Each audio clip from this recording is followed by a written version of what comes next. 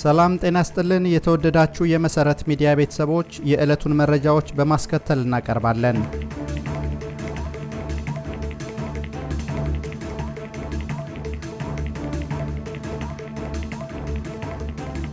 በቅድሚያ ርዕሶቹን ለገና በዓል ቤተሰብ ጥየቃ ለመሄድ የተዘጋጁ 16 ላባደሮች መረሸናቸው ተሰማ። ፍትህ ያጣች ነፍስ በሚል ርዕስ የተዘጋጀ የቀነኒ አዱኛን ጉዳይ የሚዳስስ መረጃ እናጋራችኋለን።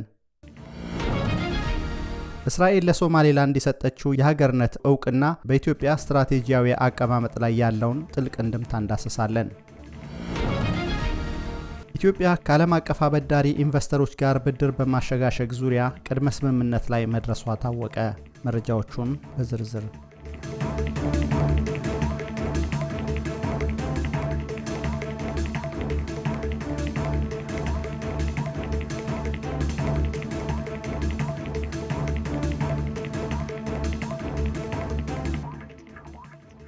ለገና በዓል ቤተሰብ ጥየቃ ለመሄድ የተዘጋጁ 16 ላባደሮች መረሸናቸው ተሰማ። በተፈጥሮ ጸጋ ከታደሉ የኢትዮጵያ አካባቢዎች አንዱ የሆነው በአማራ ክልል በአዊ ብሔረሰብ አስተዳደር ስር የሚገኘው የአየሁ ጓጉሳ ወረዳ አንዱ ነው። የግልና የመንግስት ግዙፍ የእርሻ ድርጅቶች ያሉበት አካባቢው ባሳለፍነው ቅዳሜ እጅግ አሳዛኝ ክስተት እንዳስተናገደ ሚዲያችን አረጋግጧል። የሚድሮክ አካል በሆነው በአየሁ እርሻ ልማት መስሪያ ቤት ውስጥ ሲሰሩ የነበሩ የጉልበት ሰራተኞች ለገና በዓል ወደ ቤተሰቦቻቸው ለመመለስ እየተሰናዱ ባለበት ወቅት ቅዳሜ አመሻሽ ላይ በመንግስት ኃይሎች ተይዘው ከተወሰዱ በኋላ የዛኑ ምሽት መረሸናቸው ታውቋል። በዕለቱ የተገደሉት ወጣቶች ቢያንስ 16 እንደሆኑ የጠቆሙት ምንጮቻችን ሌሎች ቁጥራቸው ያልታወቀ ደግሞ የት እንዳሉ አልታወቀም። ርሸናው ከተሰማ በኋላ ወጣት የተባለ በሙሉ ከአየሁ ለቆ ሸሽቷል። አሁን በአካባቢው የቀሩት ሽማግሌዎችና አሮጊቶች ብቻ ናቸው ያሉት አንድ በአካባቢው የሚገኙ የመረጃ ምንጫችን ናቸው። ወጣቶቹ በተረሸኑበት ዕለት ቅዳሜ ላይ በመከላከያና በፋኖ ኃይሎች መካከል ከባድ ውጊያ ሲደረግ እንደዋለ የታወቀ ሲሆን ወዛደሮቹ ከተያዙ በኋላ እናንተም ፋኖን ትደግፋላችሁ እንደተባሉና እነሱ ግን የእርሻ ሰራተኞች እንደሆኑ በመግለጽ ሲናገሩ እንደነበር ታውቋል። ከተገደሉት ውስጥ የኤክስካቬተርና ሌሎች መሳሪያዎች ኦፕሬተሮች እንዲሁም የቀን ሰራተኞች እንደሚገኙበት የመረጃ ምንጮቻችን ጠቁመው ሬሳ ማንሳት ለአንድ ቀን ተከልክሎ ቆይቶ በማግስቱ ቀብራቸው መፈጸሙን የደረሰን መረጃ የሚያመለክት ሲሆን ቀብሩን የሚያሳይ ቪዲዮ ለሚዲያችን ደርሷል። ለጉዞ መኪና ውስጥ እየገቡ በነበሩበት ወቅት ነው አስቁመው አስወርደው አንበርክከው የረሸኗቸው። እስካሁን የ16 ሰው አስከሬን ተገኘ እንጂ የሟቾች ቁጥር ከዚህ በጣም ከፍ ሊል ይችላል ያሉት አንድ በአየሁ ቀበሌ የሚገኙ ነዋሪ ናቸው።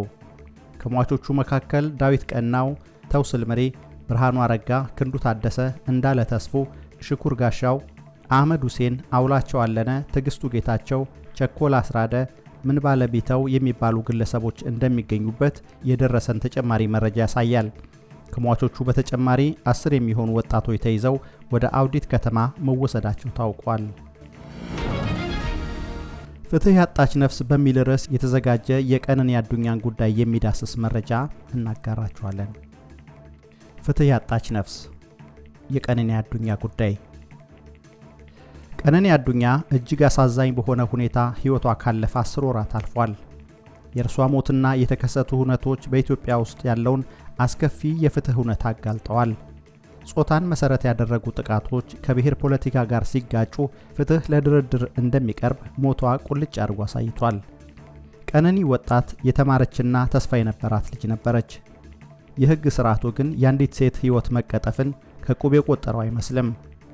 የቀነኒን ጉዳይ በጣም አሳሳቢ ከሚያደርጉት ጉዳዮች አንዱ የወንጀል ተጠያቂነትን በሚጠይቅ ሁኔታ ውስጥ አማራጭ የግጭት መፍቻ መንገዶችን ወይም ሽምግልናን ለመጠቀም የተደረገው ሙከራ ነው። አማራጭ የግጭት መፍቻ ስርዓት በባህልና በህብረተሰቡ ዘንድ ተቀባይነት ያለው በመሆኑ በአንዳንድ ሁኔታዎች ጥቅም ላይ መዋሉ ተገቢ ይሆናል። ይሁንና ግድያን የሚጨምር ጉዳይ ላይ ሽምግልናን ለመጠቀም መሞከር ወንጀል ፈጻሚዎችን ለመጠበቅ ወዳጅ ዘመዶች ላይ ጫና ለመፍጠርና ተጎጂዎችን ፍቆ ለመሰረዝ የሚደረግ ሙከራ ከመሆኑ ባለፈ ይህ ነው የሚባል ጥቅም የለውም። የቀነኒ አሟሟት አጠራጣሪ በሆኑ ሁኔታዎች የተከሰተ ነው። ጉዳዩን ህግና ህግ ብቻ ነው ሊፈታው የሚገባ። ይህን አሰቃቂ ወንጀል በሽምግልና ለመፍታት መሞከር ከህግም ከሞራልም የሚቃረን ነው። ከመጀመሪያው ጀምሮ ምርመራውን ለማለዘብ ተጠያቂነትን ለማዘግየትና ለተጠርጣሪው መውጫ መንገዶችን ለመፍጠር በግለሰቦችና በተቋማት ጭምር ከፍተኛ ጥረት ሲደረግ ቆይቷል። ምክንያቱ ደግሞ ተጠርጣሪው የኛ ነው በሚል ብሂል ነው። በቀነኒ አዱኛ ሞት ተጠርጣሪው ላይ የተነሳው ውዝግብ ከሀገሪቷ ፖለቲካ ጋር የተያያዘ ነው። ምክንያቱም ተጠርጣሪው ታዋቂ ዘፋኝ ሆኖ ነበር። ይህ ደግሞ ልጁን በተከለለ የፖለቲካ ስፍራ ውስጥ እንዲቀመጥ አድርጎታል። የቀነኒ ህልፈተ ህይወት ይፋ ከሆነበት ጊዜ አንስቶ ብዙ ኢትዮጵያውያን የወንጀል ሂደቱ ገለልተኛ በሆነ መንገድ ሊካሄድ አይችልም የሚል ስጋት የገባቸው በዚህ ምክንያት ነበር። መንግስት ተጠርጣሪውን ነፃ ለማውጣት በሚመስል ሙከራ በዋስ እንዲለቀቅ ጉዳዩ እንዲጓተትና እንዲረሳ ጥረት ማድረጉን ተመልክተናል። ምናልባትም በጣም አሳዛኝ የሆነው ውድቀት ተቋሞች ያደረጉት ነገር ሳይሆን ለማድረግ ፈቃደኛ ያልሆኑት ነው። ግልጽ የሆነ የፎረንሲክ ውጤት የለም። በልጅቷ አሟሟት ዙሪያ ግልጽ የሆነ መረጃ የለም። የልጅቷን ሞት ለማድበስበስ በሚደረገው ጥረት የቀነኒን ጉዳይ በባህላዊ የኦሮሞ አባገዳዎች ስርዓት በእርቅ ለመቋጨት ጥረት ሲደረግ የሰነበተውም ለዚህ ይመስላል። የሟች ቤተሰቦች ጉዳዩ በሽምግልና መታየቱ አብቅቶ መደበኛ ፍርድ ቤት እንዲይዘው ጠይቀዋል። የጠፋው የሰው ህይወት ነውና መንግስት ጉዳዩን ከፖለቲካ በላይ ተመልክቶ ሟችና ወዳጅ ዘመዶቿ ፍትህ ሊያገኙ የሚችሉበትን መንገድ ሊፈልግ ይገባል። በመሰረት ሚዲያ የሚቀርቡ አስተያየቶች በሙሉ የጸሐፊውን እንጂ የሚዲያው አቋም እንዳልሆኑ ልናስታውስ እንወዳለን። እስራኤል ለሶማሌላንድ የሰጠችው የሀገርነት ዕውቅናና በኢትዮጵያ ስትራቴጂካዊ አቀማመጥ ላይ ያለው ጥልቅ እንድምታ። እስራኤል እንደ አውሮፓውያን አቆጣጠር ዲሴምበር 26 2005 ለሶማሌላንድ የሰጠችው ይፋዊ የሀገርነት ዕውቅና በአፍሪካ ቀንድ የጂኦፖለቲካ ኃይል አሰላለፍ ውስጥ በእጅጉ ለውጥ እንደሚያመጣ ይታመናል። እርምጃው በሁለትዮሽ ዲፕሎማሲያዊ ግንኙነትና ጥቅም ላይ ብቻ የታጠረ ሳይሆን በቀጥታ በባህር ላይ ደህንነት፣ በቀጠናዊ ጥምረትና በቀይ ባህርና በኤደን ባህረ ሰላጤ ላይ ባለው የኃይል ሚዛን ላይ ተጽዕኖን ያሳርፋል። ከ120 ሚሊዮን በላይ ህዝብ ላላትና ፈጣን የኢኮኖሚ እድገት ለምታስመዘግበው ወደብ አልባዋ ኢትዮጵያ ይህ እርምጃ ስትራቴጂካዊ እድሎችንም ሆነ ከባድ ስጋቶችን ይዞ መጥቷል። በመሰረቱ የእስራኤል ውሳኔ የሶማሌላንድን ዓለም አቀፍ ተቀባይነት ከፍ የሚያደርግ ሲሆን ኢትዮጵያን ደግሞ የመካከለኛው ምስራቅ ኃይሎችን፣ ዓለም አቀፍ ተዋናዮችንና የአፍሪካ ቀንድ ሀገራትን ባካተተ ውስብስብ ቀጠናዊ ሽኩቻ ውስጥ ይከታታል። ኢትዮጵያ ለረጅም ጊዜ የተገለለችበት የባህር በር ጉዳይ።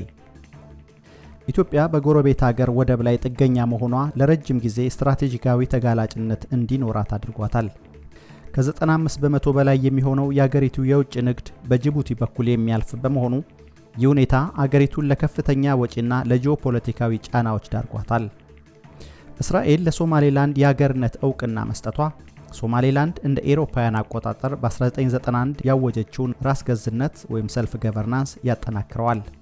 ይህም ኢትዮጵያ በ2004 ከሶማሌላንድ ጋር የተፈራረመችውን የመግባቢያ ሰነድ ሊያጠናክረው እንደሚችል ይጠበቃል። የመግባቢያ ሰነዱ በበርበራ አቅራቢያ የሚገኝ የባህር ዳርቻን ለረጅም ጊዜ በኪራይ መውሰድንና በምላሹም ኢትዮጵያ ለሶማሌላንድ ሀገርነት ዕውቅና የመስጠት እድልንና ኢኮኖሚያዊ ትብብርን ያካትታል። ንብረትነቱ የተባበሩት አረብ ኤሚሬትስ የሆነው ዲፒ ወርልድ አማካኝነት ከ2017 ጀምሮ የለማው የበርበራ ወደብ ለኢትዮጵያ እንደ ቡና፣ የቀንድ ከብቶችና ማዕድናት ላሉ የወጪ ንግዶች ምቹ አማራጭና የንግድ መስመር ይከፍታል። በተጨማሪም በጅቡቲ ላይ ያለውን ጥገኝነት በመቀነስና የአሰብ ወደብን ብቸኛ አማራጭ አድርጎ የሚታየውን ፖለቲካዊ ውዝግቦች ማስወገድ ለኢትዮጵያ ትልቅ ስትራቴጂካዊ መፍትሄ ይሆናል። የተባበሩት አረብ ኤሚሬትስን ጨምሮ ምዕራባውያን አገሮች የእስራኤልን ፈለግ የሚከተሉ ከሆነ ሶማሌላንድ ተጨማሪ ኢንቨስተሮችንም ልትስብ ትችላለች። ይህም በተዘዋዋሪ የኢትዮጵያን የሎጂስቲክና የንግድ መስፋፋት ትልሞችን ያጠናክራል። ኢትዮጵያ ችላ ልትላቸው የማይገቡ ስጋቶች። ምንም እንኳን ስትራቴጂካዊ ጥቅሞቹ ግልጽ ቢሆኑም ለኢትዮጵያ ከፍተኛ ስጋት ሊያስከትሉ የሚችሉ ሁኔታዎችም አሉ። እስራኤል ለሶማሌላንድ ዕውቅና መስጠቷ በሶማሊያ በኩል እንደ ሉዓላዊነት መጣስ ተደርጎ ይወሰዳል። በምላሹም ሞቃዲሾ የኢትዮጵያን የባህር በር ፍላጎት ወይም አምቢሽንስ በጽኑ ከሚቃወሙ እንደ ግብጽ፣ አሁን ደግሞ የእስራኤል በቀጠናው መከሰት በእጅጉ ስጋት ውስጥ ከከተታት ቱርክ ጋር ሞቃዲሾ ያላትን ግንኙነት አጥብቃለች። በዚህም የአፍሪካ ቀንድ በሁለት የተለያዩ የጂኦፖለቲካ ቡድኖች እየተከፈለ ሲሆን በአንድ በኩል ኢትዮጵያ፣ ሶማሌላንድ፣ የተባበሩት አረብ ኤሚሬትስና እስራኤልን ያቀፈ በምዕራባውያን የሚደገፍ ጥምረት ተፈጥሯል። የዚህ ጥምረት ትኩረት ቀይ ባህር ላይ ተደራሽነትን ማረጋገጥ፣ የንግድ መስመሮችን ማስፋትና የቀጠናውን የጸጥታ ትብብር ማሻሻል ላይ ሲሆን፣ በሌላ በኩል ደግሞ በሶማሊያ የሚመራው ቱርክን እንዲሁም ግብፅን ያካተተ ተቃዋሚ ቡድን ተመስርቷል። ይህም ጥምረት ትኩረቱን ያደረገው የሉዓላዊነት ጥያቄዎችን በማስከበር በባህር ክልሎች ላይ ቁጥጥርን በማረጋገጥና የኢትዮጵያን እያደገ የመጣ ተጽዕኖ መገደብ ላይ ነው። ጅቡቲ በኢትዮጵያ ላይ የኢኮኖሚ የበላይነቷን ላለማጣት በመስጋት ሶማሌላንድን ሕጋዊ የሚያደርጉ እርምጃዎችን ትቃወማለች። በኢራን የሚደገፉ ቡድኖችና የቀጠናው ተቀናቃኞች ኢትዮጵያን የምዕራባውያን ጎራ ምድብ ውስጥ ወይም ሆስታይል ሴኩሪቲ ብሎክ የተካተተች አድርገው ሊመለከቷት ይችላሉ። ይህም ለአገሪቷ በቀጥታም ሆነ በተዘዋዋሪ ውስጣዊ ጫናዎችንና አለመረጋጋትን ሊያመጣ ይችላል። በአጠቃላይ እስራኤል የወሰደችው እርምጃ ቀጠናው መልኩን እንዲቀይር የሚያደርግ ሲሆን ለኢትዮጵያ ስትራቴጂካዊ ብልጫን ቢሰጥም በጉልህ የሚታየውን የኃይል አሰላለፍ ተለዋጭ ሁኔታን በጥንቃቄ መምራት ይጠይቃል። ኢትዮጵያ ከዓለም አቀፍ አበዳሪ ኢንቨስተሮች ጋር ብድር በማሸጋሸግ ዙሪያ ቅድመ ስምምነት ላይ መድረሷ ታወቀ። ኢትዮጵያ እንደ አውሮፓውያን አቆጣጠር በ2023 የዩሮ ቦንድ ክፍያ መፈጸም አለመቻሏ በበርካታ አስርተ ዓመታት ውስጥ የመጀመሪያዋ የአፍሪካ ሀገር በመሆን በዓለም አቀፍ መድረኮች መነጋገሪያ ሆና ነበረ።